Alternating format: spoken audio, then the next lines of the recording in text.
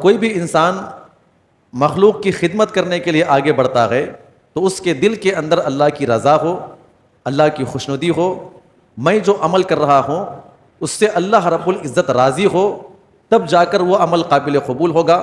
اس کے برعکس اگر کسی کے دل کے اندر یہ بات ہے کہ میں کسی مخلوق کی خدمت کر رہا ہوں، کسی ضرورت مند کی ضرورت کو پوری کر رہا ہوں اور کسی انسان کو کچھ عطا کر رہا ہوں، اگر میرے دل میں یہ بات آ جائے کہ لوگ مجھے بڑا مالدار کہے، لوگ میری واہ واہی کرے اور اسی کے ساتھ ساتھ جو ہے میری تعریفیں بیان کریں اور لوگ مجھے معاشرے کے اندر بڑا دیالو کہے، اگر کسی کے دل کے اندر اگر یہ بات آتی ہے تو اس کا عمل قابل قبول نہیں ہے۔ اللہ رب العزت کے بندوں کی روحانی اور اخلاقی خدمت کرنا یہ تمام خدمتوں میں سب سے افضل خدمت ہے۔ روحانی خدمت سے کیا مراد ہے؟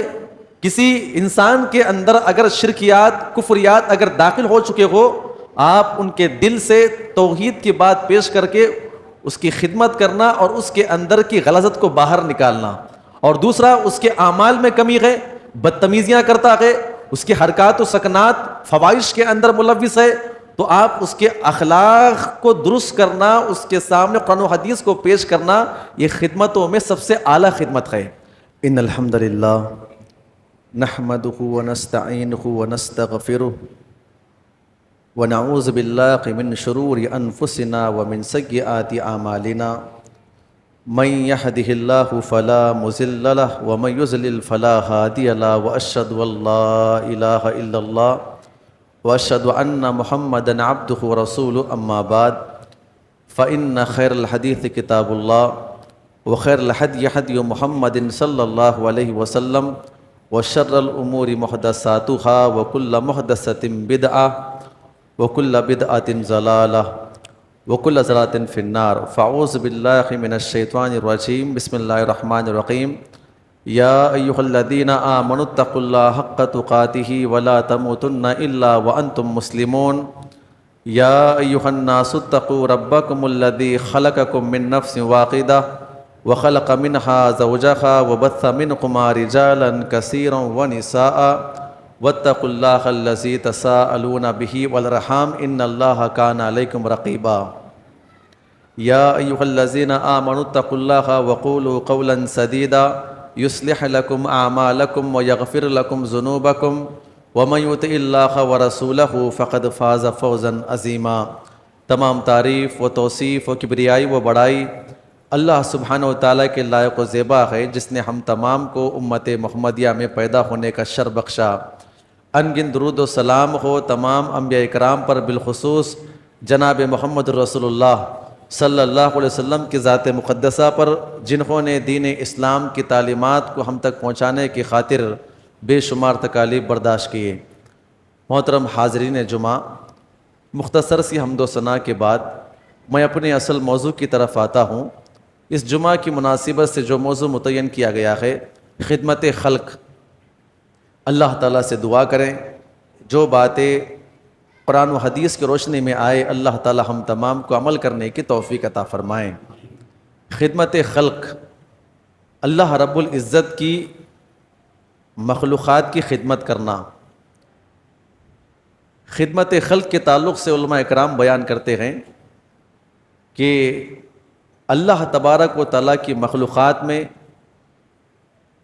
اللہ تعالیٰ کے بندے، انسان، جانور، چرند پرند، یہ تمام کی تمام مخلوقات شامل ہے۔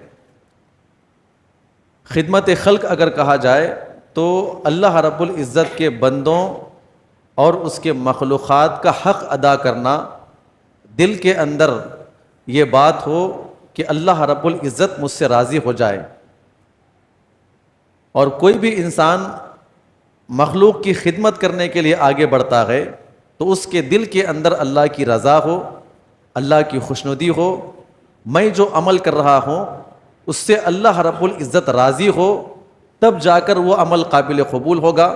اس کے برعکس اگر کسی کے دل کے اندر یہ بات ہے کہ میں کسی مخلوق کی خدمت کر رہا ہوں، کسی ضرورت مند کی ضرورت کو پوری کر رہا ہوں اور کسی انسان کو کچھ عطا کر رہا ہوں، اگر میرے دل میں یہ بات آ جائے کہ لوگ مجھے بڑا مالدار کہے، لوگ میری واہ واہی کرے اور اسی کے ساتھ ساتھ جو ہے میری تعریفیں بیان کریں اور لوگ مجھے معاشرے کے اندر بڑا دیالو کہے، اگر کسی کے دل کے اندر اگر یہ بات آتی ہے تو اس کا عمل قابل قبول نہیں ہے۔ اللہ تعالیٰ سے دعا کرے ہم جب بھی جس کی بھی خدمت کرے اللہ کو راضی کرنے کی توفیق عطا فرمائیں، اللہ تعالیٰ ہمارے دلوں کی اصلاح فرمائیں۔ علماء کرام ایک اور بات نقل کرتے ہوئے کہتے ہیں کہ مخلوق کی خدمت 3 طرح سے ہوتی ہے۔ مخلوق کی خدمت کرنے کے 3 انداز ہیں۔ پہلی خدمت مالی خدمت ہوا کرتی ہے، اگر کسی کے پاس مال نہیں ہے، کوئی غریب ہے، کوئی یتیم ہے، کوئی مسکین ہے، اس کی اپنی جائز ضروریات پوری نہیں ہوتی ہے تو ایک انسان اٹھا یا کچھ لوگ آپس میں اٹھے، کچھ پیسے اکٹھا کیے اور اس کی خدمت کرنے کے لیے آگے نکل گئے۔ یہ پہلا انداز ہے کسی کی خدمت مال کے ذریعے سے کرنا۔ دوسری خدمت علماء اکرام کہتے ہیں کہ اپنے جسم سے کرنا۔ کوئی غریب ہے، یتیم ہے، بیمار ہے، کمزور ہے، بوڑھے ہیں، بیوائیں ہیں، ان کے گھر میں کام کرنے والا کوئی بھی نہیں، تو آپ خود اٹھے اللہ کو راضی کرنے کے لیے، چھوٹا موٹا ان کے گھر کا کام ہوا کرتا ہے، یتیم بچے ہیں ان کو پکا کر ڈالیں، اس کے علاوہ کوئی غریب بوڑھے وغیرہ ہے آپ ان کی خدمت کے لیے پانی بھرے، کوئی اور اچھا کام کریں۔ یہ دوسرا انداز علماء کرام کہتے ہیں کہ یہ بھی اللہ کے نبی سے ثابت ہے۔ اور تیسرا جو انداز خدمت کرنا مخلوقات کی، اس میں شامل یہ ہے کہ اللہ رب العزت کے بندوں کی اخلاقی اور روحانی خدمت کرنا۔ اللہ رب العزت کے بندوں کی روحانی اور اخلاقی خدمت کرنا یہ تمام خدمتوں میں سب سے افضل خدمت ہے۔ روحانی خدمت سے کیا مراد ہے؟ کسی انسان کے اندر اگر شرکیات، کفریات اگر داخل ہو چکے ہو، آپ ان کے دل سے توحید کی بات پیش کر کے اس کی خدمت کرنا اور اس کے اندر کی غلاظت کو باہر نکالنا۔ اور دوسرا اس کے اعمال میں کمی ہے، بدتمیزیاں کرتا ہے، اس کی حرکات و سکنات فواحش کے اندر ملوث ہے، تو آپ اس کے اخلاق کو درست کرنا، اس کے سامنے قرآن و حدیث کو پیش کرنا، یہ خدمتوں میں سب سے اعلیٰ خدمت ہے۔ پیارے نبی صلی اللہ علیہ وسلم اور جتنے بھی انبیاء اکرام دنیا کے اندر آئے، انبیاء اکرام سے بڑھ کر مخلوقات کی خدمت کوئی بھی نہیں کر سکتے۔ جناب محمد رسول اللہ صلی اللہ علیہ وسلم جب دنیا کے اندر مبعوث کیے گئے، 360 معبودوں کی پوجا کر رہے تھے، تو اللہ رب العزت نے حکم دیا، یا ایھا المدثر قم فانذر وربک فکبر۔ کہا کہ اللہ کے نبی آپ نے مخلوقات کی خدمت کر لیا، آپ بیواؤں کا سہارا بنتے ہیں، یتیموں کی خدمت کرتے ہیں، مال کے ذریعے سے آپ ان کی خدمت کرتے ہیں، آپ نے خدمت کا انداز اپنا لیا ہے، اب اصل خدمت کرنے کا وقت آ چکا ہے۔ یا ایھا المدثر قم فانذر، آپ آگے بڑھیں، ان کے دلوں سے، جو ان کے دلوں کے اندر معبودان باطل بیٹھے ہوئے ہیں، توحید کا پیغام پیش کر کے ان کی روح کو پاک کریں۔ اور دوسرا اخلاق کی خدمت، اللہ نے کہا هو الذی بعث فی الامیین رسولا منہم یتلو علیہم آیاتہ ویزکیہم ویعلمہم الکتاب والحکمہ وان کانوا من قبل لفی ضلال مبین۔ اللہ کہتا ہے کہ نبی آنے سے پہلے یہ طرح طرح کی گمراہیوں کے اندر، بد اخلاقیوں کے اندر، شرکیات اور کفریات کے اندر ملوث تھے۔ اللہ نے کہا کہ ہم نے رسول کو بھیجا، وہ کرتے کیا ہے؟ یتلو علیہم آیاتہ، قرآن کی تلاوت کرتے ہیں، ویزکیہم، ان کے گناہوں کو ان سے دور کرتے ہیں، اگر ان کے اندر برائی ہو ان کے سامنے توحید کی بات کو پیش کرتے ہیں، اخلاقیات پیش کرتے ہیں، برائیوں سے ان کو روکتے ہیں، وَيُعَلِّمُهُمُ الْكِتَابَ وَالْحِكْمَةَ، اور ان کی روح کو مضبوط کرنے کے لیے یہ نبی قرآن و حدیث کی تعلیم دیتے ہیں۔ میرے بھائیوں، اگر کسی کے اوپر اگر کوئی سب سے بڑا احسان ہے تو اس دنیا کے اندر، اس انسانیت کے اندر سب سے بڑا، انسانیت کے اندر جو کسی کا اگر کوئی احسان ہے تو وہ انبیاء کرام کا احسان ہے، پھر اس کے بعد صحابہ کرام کا احسان، اور اس کے بعد اللہ رب العزت نے کہا وَلْتَكُمْ مِنْكُمْ أُمَّةٌ يَدْعُونَ إِلَى الْخَيْرِ وَيَأْمُرُونَ بِالْمَعْرُوفِ وَيَنْهَوْنَ عَنِ الْمُنْكَرِ۔ آپ لوگوں میں ایک ایسی جماعت ہونی چاہیے جو ان انسانوں کی خدمت کے لیے آگے بڑھے، اور خدمتوں میں سب سے بڑی خدمت ان کو توحید کی تعلیم دینا، توحید کا پیغام پہنچانا، توحید کی باتوں کو ان کے سامنے پیش کرنا، اور جب جب بھی یہ گناہ کرنے کے لیے آگے بڑھیں گناہوں سے ان کو روکنا اور ان کو نیک کاموں کی تعلیم دینا۔ اللہ کے نبی صحابہ اکرام کے بعد ان مسلمانوں کے اوپر سب سے بڑا احسان ہے تو اس امت کے علماء اکرام کا ان کے اوپر احسان ہے۔ اس علماء اکرام نے ہمیں پڑھایا ہے، بتایا ہے، تعلیم دی ہے، قرآن پڑھنا سکھایا ہے۔ میرا اور آپ کا مسجد کے اندر داخل ہونا، 2-4 رکعت نماز پڑھنا، اللہ کا ذکر کرنا، اپنی زبان سے اللہ کو یاد کرنا، اللہ، رسول اور اس کے بعد صحابہ اکرام کے بعد اس امت کے اوپر سب سے بڑا احسان اس امت کے علماء اکرام کا ہے۔ ہم 2-4 روپے دینے والے، جیب سے کچھ نکال کے خدمت کرنے والے، ضرورت مند اگر کوئی ضرورت کی پوری کرتا ہے، کوئی مال پیش کرتا ہے تو زندگی بھر اس کی خدمت کرتے ہیں، اس کے آنے کے بعد ادب سے کھڑے ہو جاتے ہیں۔ مالی خدمت کرنے والوں کا یہ مقام ہے، اور سب سے بڑا مقام اللہ نے کہا کہ تم میں ایک ایسی جماعت ہونی چاہیے جو اس امت مسلمہ کو کیا کرے؟ توحید کی تعلیم دے۔ اللہ نے کہا فَمَنْ زُحْزِحَ عَنِ النَّارِ وَأُدْخِلَ الْجَنَّةَ فَقَدْ فَازَ۔ سب سے بڑی قربانی کیا ہے؟ خدمت کیا ہے؟ اگر یہ امت اللہ کو جان لے اور اپنے آپ کو برائی سے روک لے، جہنم سے اپنے آپ کو بچا لے، تو وہی لوگ کامیاب ہونے والے ہیں۔ اور اس سے بڑھ کر اگر آپ اپنے بچوں کی خدمت کرنا چاہتے ہیں، باپ اپنے بچوں کی خدمت کرنا چاہتا ہے، ماں اپنے بچوں کی خدمت کرنی چاہتی ہے، اللہ نے کہا یا ایھا الذین آمنوا قوا انفسکم واہلیکم نارا۔ سب سے بڑی خدمت یہ ہے کہ ماں باپ سب سے پہلے اپنے آپ کو اور اپنے گھر میں اپنے اہل و عیال کو جہنم کی آنکھ سے بچائے۔ یہ خدمتوں میں سب سے اعلیٰ خدمت ہے۔ اللہ سے دعا کرے اللہ تعالی ہم تمام کو یہ تمام امت مسلمہ کی خدمت کرنے کی توفیق عطا فرمائیں۔ میرے بھائیوں، ایک اللہ رب العزت کا حق ہے اور دوسرا بندوں کا حق ہے۔ اللہ ہم تمام کو دونوں کو سمجھنے کی توفیق عطا فرمائیں۔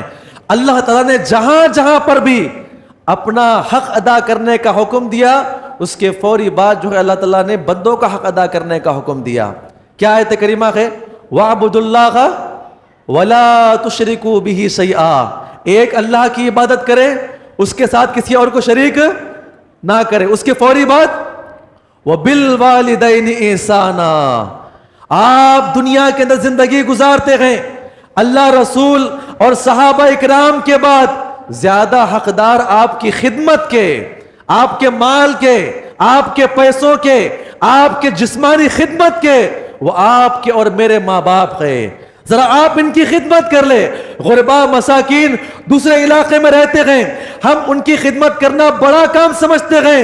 سب سے بڑی خدمت یہ ہے کہ ایک انسان اللہ کے حق کے بعد اپنے ماں باپ کی خدمت کر لے، یہی بڑا کام ہے۔ اللہ سے دعا کرے اللہ ہم تمام کو سمجھنے کی توفیق عطا فرمائے۔ ایک اور مقام پہ اللہ نے کہا وَقَضَىٰ رَبُّكَ أَلَّا تَعْبُدُوا إِلَّا إِيَّاهُ۔ اللہ نے کہا کہ ایک رب کی عبادت کرو، اس کے بعد وَبِالْوَالِدَيْنِ إِحْسَانًا۔ اپنے گھر کے اندر آپ کے اپنے ماں باپ بوڑھے پڑے ہوئے ہیں، کیا آپ ان کی خدمت نہیں کریں گے؟ اگر تم دنیا والوں کی خدمت کر رہے ہیں، اگر میرے اور میرے ماں باپ اگر خدمت سے محروم گئے تو اللہ تعالیٰ کے پاس میں اور آپ پوچھے جائیں گے۔ اللہ سے دعا کرے اللہ ہم تمام کو اللہ کی خدمت اور مخلوق کی خدمت سمجھنے کی توفیق عطا فرمائیں۔ اور ایک اور مقام پہ اللہ نے کہا الذین یؤمنون بالغیب، جو غیب کی تمام باتوں پر ایمان لاتے ہیں۔ اس کے بعد وَيُقِيمُونَ الصَّلَاةَ، اللہ کا حق۔ اس کے بعد وَمِمَّا رَزَقْنَاهُمْ يُنْفِقُونَ۔ اللہ نے جہاں جہاں پر بھی اپنی عبادت کا حکم دیا، اس کے فوری بعد اللہ نے مخلوقات کی خدمت کرنے کا حکم دیا ہے۔ جہاں پر ایک بندہ غیب کی باتوں پر ایمان لاتا ہے، اللہ اس کے رسول کے اوپر ایمان لاتا ہے، اور اس کے بعد نماز پڑھنے کے لیے آتا ہے، نماز ادا کرتا ہے، ذرا باہر نکلتے ہوئے اگر دیکھتا ہے کوئی غریب اور مسکین بیٹھا ہوا ہے، وَمِمَّا رَزَقْنَاهُمْ يُنْفِقُونَ، اللہ نے کہا کہ میرے بندوں کی بھی خدمت کر لے، میرا حق ادا کر لیا، ظہر کی نماز کے لیے آ گیا، ذرا باہر تو دیکھ لے کون کھڑا ہوا ہے، ذرا وہاں پر بھی ڈال دے۔ وَمِمَّا رَزَقْنَاهُمْ يُنْفِقُونَ، اللہ نے کئی مقامات پہ بیان کیا ہے۔ اللہ سے دعا کرے اللہ ہم تمام کو اللہ کی خدمت کے بعد مخلوقات کی خدمت کرنے کی توفیق عطا فرمائیں. سورہ بقرہ آپ اٹھائیں, اللہ سے دعا کریں اللہ ہم تمام کو حسن عمل کی توفیق عطا فرمائیں. وَإِذْ أَخَذْنَا مِيثَاقَ بَنِي إِسْرَائِيلَ, اللہ کہتے ہیں کہ ہم نے بنی اسرائیل سے وعدہ لیا ہے, اور اس وعدے کو اللہ نے کہاں پر پیش کیا؟ قرآن کے اندر پیش کر کے اس امت کے لیے بھی واجب قرار دیا ہے. کیا وعدہ ہے؟ وَإِذْ أَخَذْنَا مِيثَاقَ بَنِي إِسْرَائِيلَ لَا تَعْبُدُونَ إِلَّا اللَّهَ. سب سے پہلے اللہ کا حق, اللہ کے حق کو سمجھیں, اللہ کے ساتھ کسی اور کی عبادت نہ کریں. اس کے بعد وَبِالْوَالِدَيْنِ إِحْسَانًا, مخلوق کی خدمت کرے, ماں باپ کی خدمت کرے. اس کے بعد وَذِي الْقُرْبَى وَالْيَتَامَى وَالْمَسَاكِينِ وَقُولُوا لِلنَّاسِ حُسْنًا وَأَقِيمُوا الصَّلَاةَ وَآتُوا الزَّكَاةَ. اللہ نے کہا کہ اللہ کے اوپر ایمان, ایسا کسی کو شریک نہ کیا جائے, ماں باپ کی خدمت اور آپ کے اپنے رشتہ دار, آپ کی خدمت, آپ کی جسمانی خدمت, آپ کی مالی خدمت, آپ کی روحانی خدمت, آپ کی اخلاقی خدمت کے حقدار جو ہے وہ آپ کے اپنے خاندان والے ہیں, وہاں پر آپ پہنچے. پھر اس کے بعد اللہ نے کہا یتیم اور مسکین جو آپ کے علاقے کے ہیں, وَقُولُوا لِلنَّاسِ حُسْنًا, اور جو تمام کے تمام لوگ آپ کے ساتھ زندگی بسر کرتے ہیں, کم از کم ان کے سامنے آپ اچھے اخلاق سے بات تو کر لیں. اللہ نے کہا کہ اللہ کی مخلوقات کا حق ہے. اللہ سے دعا کرے اللہ تعالی ہم تمام کو اس نے عمل کی توفیق عطا فرمائیں. ایک نقطہ آپ سمجھیں, اللہ رب العزت کی فرض عبادت جو کسی کے لیے جائز نہیں ہے, ایسے تو کوئی بھی عبادت اللہ کے علاوہ کسی اور کے لیے جائز نہیں ہے, بلکہ اللہ تعالیٰ کی فرض عبادت میں اگر کوئی کوتاہی کرتا ہے تو اللہ تعالیٰ نے اس کو دوسری عبادت کرنے کا حکم نہیں دیا ہے, بلکہ مخلوق کی خدمت کرنے کا حکم دیا ہے. جیسے اگر کوئی بوڑھا انسان روزہ نہیں رکھ پاتا ہے, اللہ نے کہا, اللہ نے اس کے لیے حکم نہیں دیا ہے کہ تم ذکر و اذکار کرو, قرآن کے اتنے پارے پڑھو اور اتنا اذکار کرو, نہیں. اللہ نے کہا کہ میرے ایک مسکین بندے کو کھانا کھلائیں, میری عبادت نہیں کر سکتے, جائز وجہ ہے, بوڑھا ہو چکا ہے, کیا کرے؟ میرے مخلوق کی خدمت کرے, میرے یتیم اور غریب بندے کی خدمت کرے. کیا کرے؟ اسے ہر دن ایک مسکین کو کھانا کھلائے. ایک اور مقام پہ آتا ہے جب دونوں میاں بیوی روزے کی حالت میں ملاقات کرتے گئے, روزہ توڑ دیتے گئے, اللہ رب العزت نے جہاں پر روزے رکھنے کا حکم دیا ہے اس کے مقابلے میں اللہ تعالیٰ نے کہا ہے کہ 60 مسکین کو کھانا کھلائیں. کسے کھانا کھلائیں؟ کوتاہی کس میں کیا ہے تم نے؟ میری عبادت میں کیا ہے. اللہ کہتا ہے میرے بندے کی خدمت کر, 60 مسکین کو کھانا کھلا, نہیں تو کم از کم ایک غلام کو آزاد تو کر لے. اور تیسرا مقام جو بیان کیا گیا حج کے اندر کوئی غلط کام کرتا ہے, کوئی رکن چھوڑ دیتا ہے, اللہ نے کہا ہے کہ میرے یتیم غریب بندوں کے لیے جانور ذبح کرے اور کھانا کھلائے. میرے حج کرنے میں کوتاہی کرتے ہیں, رکن ادا نہیں کرتے, دم واجب ہو چکا ہے, کرنا کیا ہے؟ میری عبادت میں اگر تم کمی کریں, کرنا کیا ہوگا؟ میرے بندوں کی آپ خدمت کریں. اس کے علاوہ ایک اور مقام بیان کیا گیا, آپ نے قسم کھا لیا, قسم آپ نے توڑ دیا, نظر آپ نے مانی ہے, نظر آپ نے توڑ دیا ہے. اللہ کہتے ہیں جہاں پر میرا حق ادا کرنا تھا حق ادا نہیں کیا, کم از کم 10 مسکین کو کھانا کھلائے یا 10 مسکین کو کپڑے پہنائیں. تو بتایا یہ گیا ہے کہ جہاں جہاں پر آپ اللہ کی عبادت کرتے گئے وہاں وہاں پر مسکین, یتیم, غریب, بیواؤں کی آپ خدمت کریں. اللہ سے دعا کرے اللہ تعالی ہم تمام کو یتیم, غریب, مسکین, بیواؤں کے ساتھ ساتھ جو ہے اللہ تعالیٰ کی عبادت کرنے کی توفیق عطا فرمائیں. میرے بھائیو, جو ہمارے معاشرے کے اندر جو لوگ زندگی بسر کرتے ہیں وہ ایک قسم جو ہے فقیروں کی ہے. فقیر میرے اور آپ کے پاس آتے ہیں, دروازے کے پاس آتے ہیں اور بھیک مانگتے ہیں, مسجدوں کے پاس آتے ہیں, بھیک مانگتے ہیں, ان کو کچھ نہ کچھ مل ہی جاتا ہے. اور دوسرا ہے یتیم, جو بچہ ابھی بالغ نہ ہوا ہو اور جس کے والد محترم کا انتقال ہوا ہو, ایسے بچوں کی کفالت کرنا اور خدمت کرنا یہ بہت بڑا ثواب کا باعث ہے. اگر میرے اور آپ کے علاقے میں جہاں پر ہم زندگی بسر کرتے ہیں ہم غریب اور یتیموں کی اگر ہم خدمت نہیں کرتے ہیں تو اس کے بل بوتے پہ اللہ تعالیٰ مجھے اور آپ کو جہنم میں داخل فرمائے گا. اور ایک اور چیز ہے مسکین. مسکین کسے کہتے ہیں؟ مسکین ایسا شخص جس کے ماں باپ بھی ہو، جس کے ماں باپ بھی ہو لیکن کھانے کے لیے اس کے پاس کچھ نہ ہو، پہننے کے لیے اس کے پاس کچھ بھی نہ ہو، اور لوگوں کے سامنے آ کر ہاتھ پھیلانے سے ڈرتا ہو، شرم اسے آتی ہو. ایسے مسکین تک پہنچنا میری اور آپ کی ذمہ داری ہے. کتنے مسکین ہمارے علاقے کے اندر ہیں، کتنے یتیم بچے ہمارے علاقے کے اندر ہیں، ہم لسٹ نکالیں. ہمارے ایک ساتھی ذکر کر رہے تھے الحمدللہ اس مسجد سے یتیم، غریب، مسکین، بیواؤں کی خدمت ہوتی ہے. اللہ سے دعا کرتا ہوں اس منبر سے اللہ تعالیٰ ان کے اعمال کو قبول فرمائیں اور کام کرنے کی توفیق عطا فرمائیں. ذرا سن کر جائیں، یتیم، مسکین، بیوہ اور غریب، اگر آپ ان کی خدمت نہیں کریں گے ہم سمجھتے ہیں کہ ہم نے بہت بڑا کام کر لیا. عبادت کرنے کے بعد اگر ہم نے مخلوق کی خدمت نہیں کیا گئے تو اسی کے بل بوتے پہ مجھے اور آپ کو جہنم میں داخل کیا جائے گا.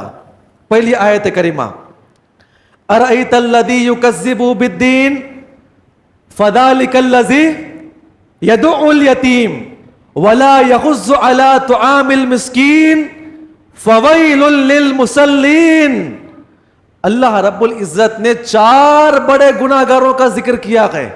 ایک وہ انسان، اس کافر کا ذکر کیا ہے جو اللہ کا انکار کرتا ہے، قیامت کا انکار کرتا ہے، جو کہ ہمیشہ ہمیں جہنم کے اندر رہے گا.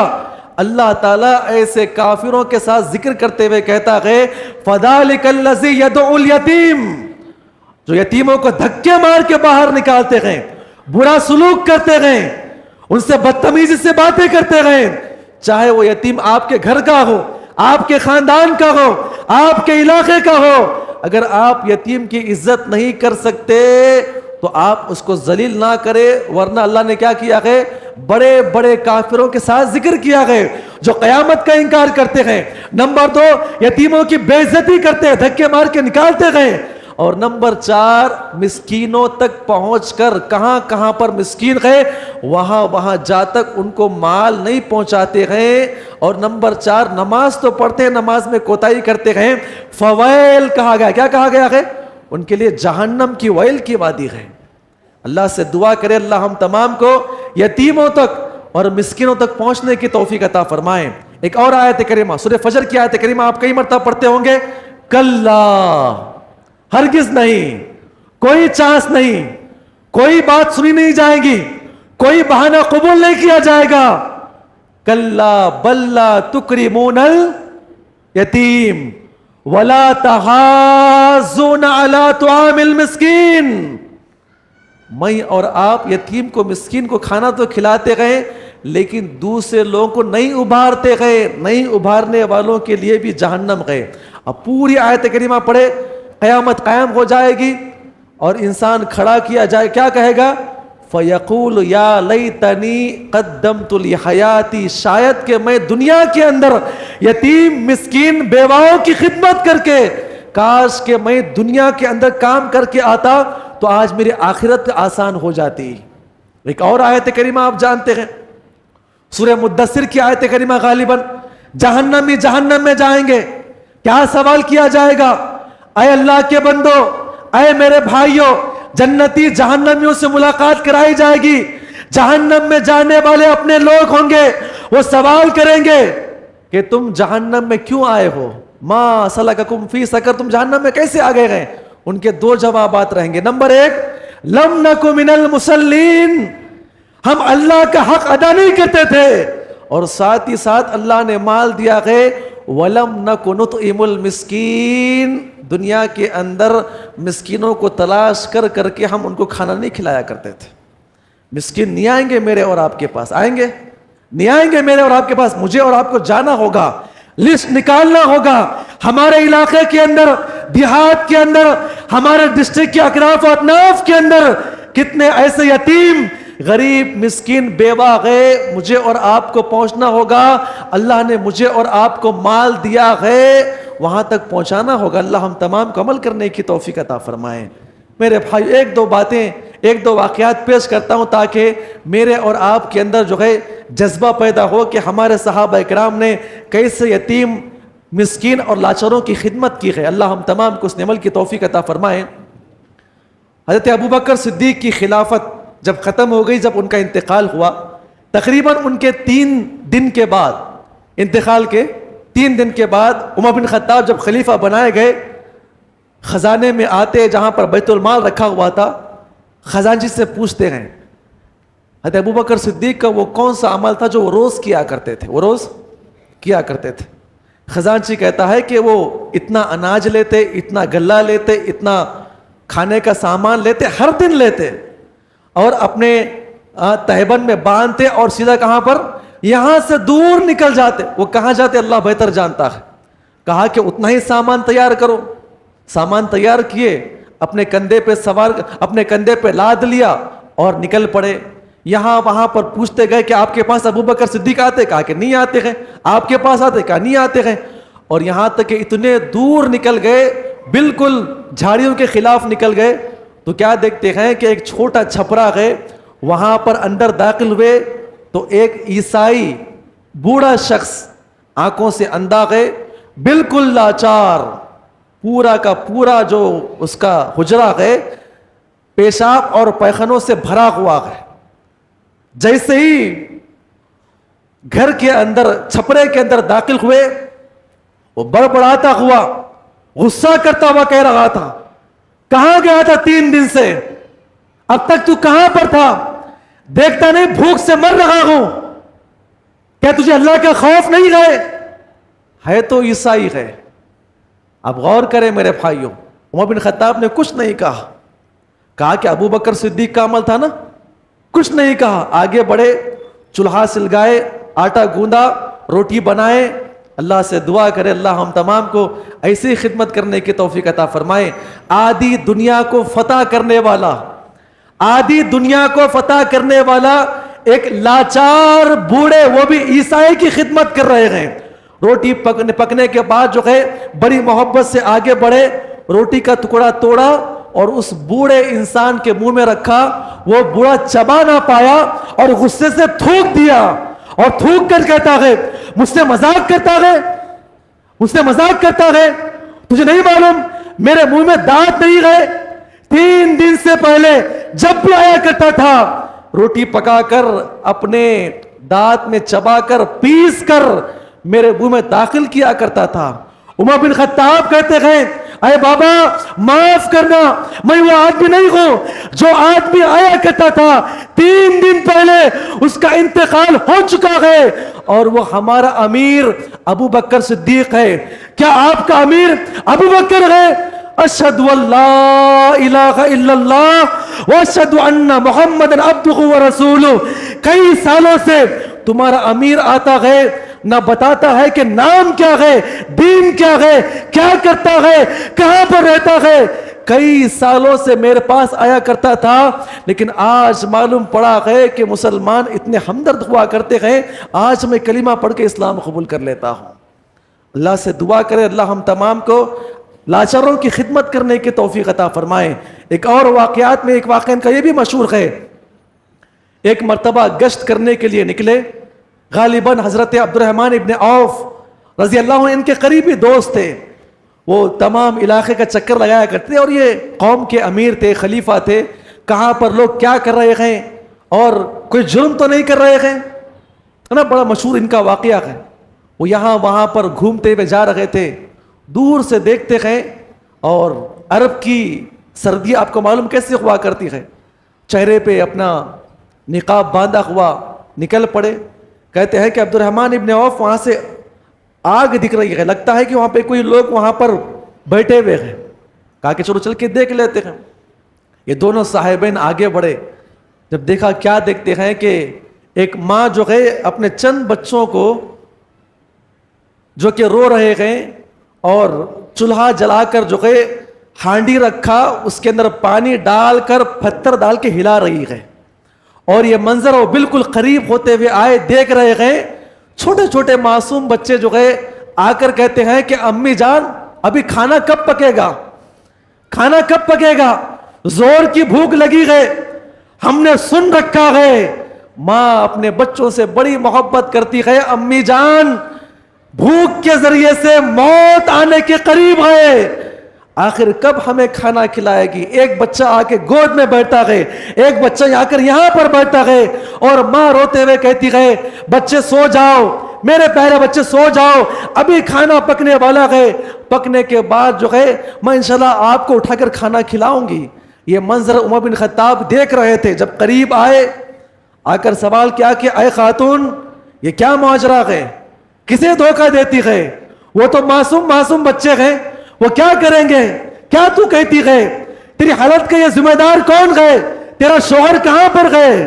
اس کے جو الفاظ تھے، عمر بن خطاب کہتے ہیں میں نے کبھی سوچا نہیں تھا کہ اس کو جواب کیا ہو سکتا ہے۔ وہ آ کر سامنے بیٹھے، وہ عورت اپنے آنکھوں سے آنسو پوچھتے ہوئے کہتی ہے، کہا کہ اے شخص اجنبی، میں تجھے کیا بتاؤں، یہ ہماری حالت کا ذمہ دار جو کہ میرے بچے بلک بلک کر رو رہے ہیں، مرنے کے قریب گئے، کھانے کا دانہ نہیں گئے، ہماری حالت کا ذمہ دار ہمارا خلیفہ عمر بن خطاب ہے۔ یہ سننے کے بعد عمر بن خطاب کہتے ہیں کہ ہمارے رونگٹے کھڑے ہو گئے۔ میں نے کہا کیا آپ کی خبر کو ان کو اندازہ ہے؟ کبھی ان تک آپ کی بات پہنچائی گئی ہے؟ آپ کی حالت کیا ان کو علم ہے؟ تو اس کے بڑے پیارے الفاظ تھے، اس نے کہا کہ ہم مسکین ہیں۔ ہم کیا ہیں؟ ہم مسکین گئے، ہم اپنے گھروں کے اندر مرنا پسند کرتے گئے، ہم بھیک نہیں مانگیں گے، اللہ نے اسے مال دیا ہے، وہ خلیفہ ہے، اس کی ذمہ داری یہ ہے کہ ہم تک آئے، تلاش کرتے ہوئے آئے، کون بھوکا سو رہا ہے اور کون بھوکا مر رہا ہے، وہاں تک اسے پہنچانا ہوگا۔ یہ سننے کے بعد کہا کہ ٹھہرو میں ابھی آتا ہوں۔ دوڑتے ہوئے آنکھوں سے آنسو جاری اپنے خزانے میں آئے، کہا کہ اسلم دروازہ کھولو، کہا کہ کیا بات ہے، دروازہ پہلے کھولو۔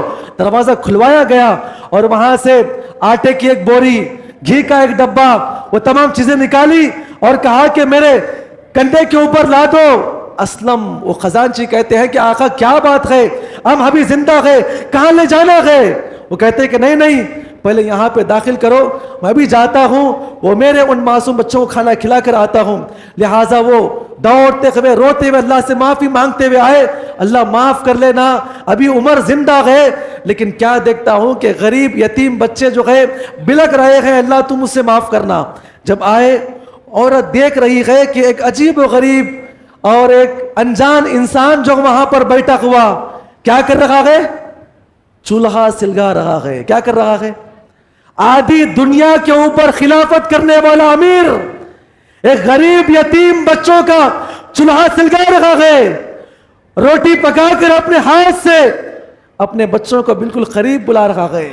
ماں دیکھ رہی ہے کہ عجیب و غریب انسان ہے، کبھی گھر سے لاتا ہے، روٹی بناتا ہے اور اپنے بچے کو بالکل قریب بلایا، اپنے گود میں بٹھایا اور بڑی محبت سے کھلاتے ہوئے کہتا ہے، کہا کہ اللہ اے میرے بندو، اے اللہ کے بندو، اے میرے بچوں، اللہ کا شکر ادا کرو۔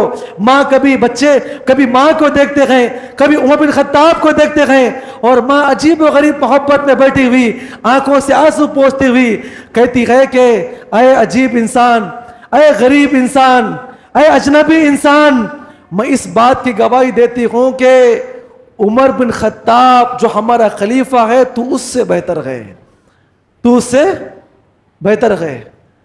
کہا کہ آؤ کل خلافت میں حاضر ہو جاؤ، میں آپ سے ان کی ملاقات کراتا ہوں۔ عبدالرحمن بن عوف کہتے ہیں کہ چلو چلتے ہیں واپس، تہجد کی نماز سے وقت ہو رہا ہے، نماز بھی آپ کو پڑھنا ہے۔ جب واپس جانے لگے تو رک گئے، کہا کہ آپ جائیے، میں آنے سے پہلے ان بلکتے ہوئے بچوں کو دیکھ رہا تھا، رو رہے تھے، ماں سے لپٹ کر چمٹ کر رو رہے تھے، میں اس وقت تک یہاں سے نہیں جاؤں گا جب تک کہ وہ ہنسنا نہ شروع کر دے۔ وہ آ کر دیکھتے گئے، ایک جگہ بیٹھ کر دیکھتے گئے، وہ کیا منظر تھا، ماں بستر ڈالتی گئے، ماں لیٹ جاتی گئے، بچے بھوک ختم ہونے کے بعد بلکتے ہوئے ماں کے اوپر کودتے ہوئے کہتے گئے، امی جان وہ کھلانے والا مسیحا کون تھا جو ہماری پیٹ کی بھوک کو ختم کر دیا ہے؟ وہ ماں کہتی ہے اللہ کا شکر ادا کرو، وہ کوئی بھی انسان تھا وہ ہمارے خلیفہ سے بہتر تھا، ہمارے خلیفہ سے بہتر تھا۔ میرے بھائیوں، مسکینوں تک مجھے اور آپ کو پہنچنا ہے، پہنچیں گے انشاءاللہ۔ بے دریغ مال خرچ کریں، اپنے بڑوں کی خدمت کریں۔ ایک اور آخری بات، ایک پیغام کے ساتھ اپنی بات کو ختم کروں گا۔ ایک اور واقعہ، اللہ تعالی ہم تمام کو خدمت کرنے کی توفیق عطا فرمائے۔ الحمدللہ اتنی بڑی جماعت یہاں پر موجود ہے، اللہ ہر ایک کو عمل کرنے کی توفیق عطا فرمائے۔ یہاں سے اٹھنے سے پہلے ایک عزم کر کے اٹھے، ہم خدمت کریں گے انشاءاللہ، اسلام کی خدمت کریں گے، توحید کے پیغام کو عام کریں گے، اللہ کی توحید کو عام کریں گے، اور مسکین غریب یتیموں کی خدمت کریں گے۔ اللہ ہم تمام کو خدمت کرنے کی توفیق عطا فرمائے۔ ایک اور عجیب و غریب واقعہ ان کی سیرت میں آتا ہے، گشت کرتے ہوئے نکلے، عجیب و غریب وادی کے اندر پہنچے، جھاڑی دار یہاں وہاں پر لوگ خیمے زن خیموں کے اندر بیٹھے ہوئے، نکلتے ہوئے گئے، اور اندھیرا اس زمانے میں لائٹ نہیں ہوا کرتی تھی۔ عمر بن خطاب کوڑا لے کر نکل گئے، معلوم کرنے کے لیے ایک خیمے کے پاس گئے، ایک حجرے کے پاس گئے، عجیب و غریب منظر دیکھا۔ جب وہاں سے گزرے تو ایک شخص جو ہے باہر بیٹھ کر رو رہا ہے، باہر بیٹھ کر زار و قطار رو رہا ہے، اور یہ بھی سنتا ہے کہ اندر سے عورتوں کی چیخنے کی آواز آ رہی ہے، ایک عورت چیخ رہی ہے، آوازیں کر رہی ہے، اے اللہ میں مری، اے اللہ مجھے اٹھا لے، اے اللہ برداشت کرنے کی طاقت دے۔ بار بار چیخنے کی ایک عورت کی آواز آتی ہے۔ عمر بن خطاب آگے بڑھے، کہا کہ اے شخص کیا معاملہ ہے، تو یہاں پر رو رہا ہے اور وہاں پر عورت چیخ رہی ہے، کیا معاملہ ہے؟ سوال پہ سوال کرتے گئے۔ وہ شخص روتے ہوئے کہتا ہے اے اجنبی انسان، اور رات کا اندھیرا، کون کس سے بات کر رہا ہے معلوم نہیں، کون کھڑا ہوا ہے سامنے۔ اور عمر بن خطاب کہتے ہیں کیا معاملہ ہے؟ وہ کہتا ہے کہ اے عجیب و غریب انسان، اے نادان انسان، اے اللہ کے بندے، اے اجنبی انسان، میں کیا بیان کروں آپ کے سامنے، میں کتنا بد نصیب ہوں۔ میری بیوی حمل کی حالت میں آخری دن میں گئے اور بچہ پیدا ہونے کے قریب گئے، میری بیوی روتی گئے، اور میں کیا کروں کہ میری بیوی کے لیے ایک عورت بھی نصیب نہیں ہے کہ میری بیوی کے لیے وہ معاملات کو حل کرے۔ یہ سننا تھا کہ میری خلافت میں ہماری ایک بہن چیختی گئے، روتی ہے، گڑگڑاتی گئے، وہاں سے دوڑتے ہوئے سیدھا کہاں پر اپنے گھر پہ آئے، اپنی بیوی کو اٹھایا۔ آدھی دنیا کے اوپر خلافت کرنے والے کی بیوی ام کلثوم آدھی دنیا کی کوئین کو اٹھاتے گئے۔ کہا آقا کیا بات ہے؟ کہا ام کلثوم اٹھ جا، اللہ رب العزت آج تجھے ایسا کام لے گا، میں سمجھتا ہوں کہ کسی اور سے کام نہیں لے گا۔ کہا کیا معاملہ ہے آقا، کیا بات ہے؟ یہ نہیں کہا کہ آدھی رات ہے کیوں آپ نے اٹھایا، سو رہی ہوں سونے کا نہیں، ویسا نہیں کہا کہ کیا معاملہ ہے۔ کہتے ہیں کہ میں نے اپنے آنکھوں سے سنا ہے کہ ایک عورت جو ہے درد حمل سے رو رہی ہے، بچہ پیدا ہونے کے قریب گئے، اور اس کی چیخیں میں سنتے ہوئے آ رہا ہوں۔ اتنا کہنے کے بعد کہا کہ آپ باہر بیٹھے، میں کچھ کپڑے باندھ لیتی ہوں، کچھ کھانے کے سامان لیتی ہوں۔ آدھی دنیا کے اوپر خلافت کرنے والے عظیم لوگ کیسی خدمت کر رہے ہیں۔ اور واقعہ بیان کرتے ہوئے کہتے ہیں میاں بیوی اللہ سے استغفار کرتے ہوئے، کبھی بیوی آگے بڑھتے ہوئے کہتی ہے اے عمر بن خطاب دوڑتے ہوئے آئیے، میں ایک ماں ہوں، ماں کو کیا تکلیف ہوتی ہے، کیسے تڑپتی ہے، کیسے آوازیں نکالتی ہے، جو درد ہوتا ہے وہ مجھے معلوم ہے۔ اے عمر جلدی آؤ، آگے بڑھو، تیز تیز چلو۔ کبھی عمر بن خطاب آگے بڑھتے گئے، اپنی بیوی سے کہتے گئے اے اللہ کی بندی جلدی آ جا، اللہ رب العزت مجھے سوال کرے گا قیامت کے دن، میں کیا پیش کروں گا۔ یہ دونوں میاں بیوی دوڑتے ہوئے آتے گئے اور کہا کہ آپ اندر جائیے۔ اندر چلی گئی بیوی اور ان کے شوہر کے پاس آ کر بیٹھ جاتے ہیں، کہتے ہیں کہ آپ ڈرے نا، آپ ڈریے مت، میری بیوی وہاں پر موجود ہے۔ کہا کہ اجنبی شخص تو کون ہے، کون ہماری خدمت کرنے کے لیے آیا ہے، سوال پر سوال کرتا ہے۔ وہ کہتے ہیں کہ اللہ کا شکر ادا کرو، استغفار کرو، اللہ کا شکر ادا کرو، تسلی دے رہے تھے۔ الحمدللہ وہاں سے بچے کی آواز آتی ہے اور अमीर मोमिनीन की बीवी वहां से आवाज लगाती गए, आए अमीर मोमिनीन, आए उमर बिन खत्ताब। अल्फाज क्या थे? आए उमर बिन खत्ताब, आए अमीर मोमिनीन। उस बाप को ये खुशखबरी दे कि अल्लाह ने उसे बेटा अता फरमाया है।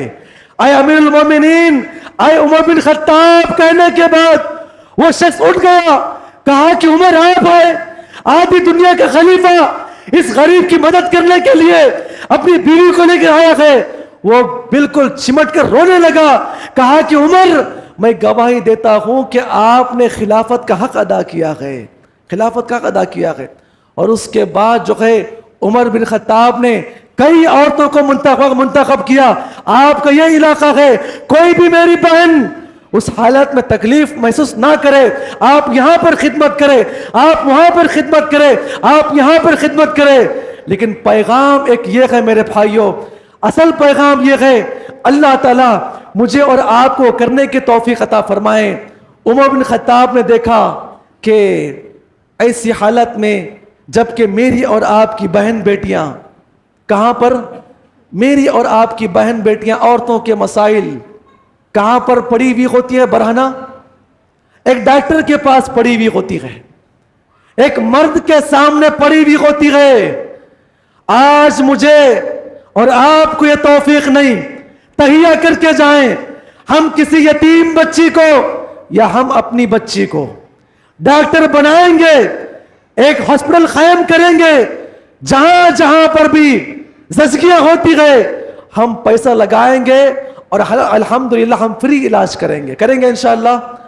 एक खिदमत के लिए उठे और इस खिदमत के ज़रिए से जब भी आप अल्लाह की राह में किसी बंदे की खिदमत करते हैं, माल पहुंचाते हैं, कोई भी काम करते हैं, आप सबसे पहले उसे तौहीद का पैगाम दें और उसका काम करें इंशाअल्लाह।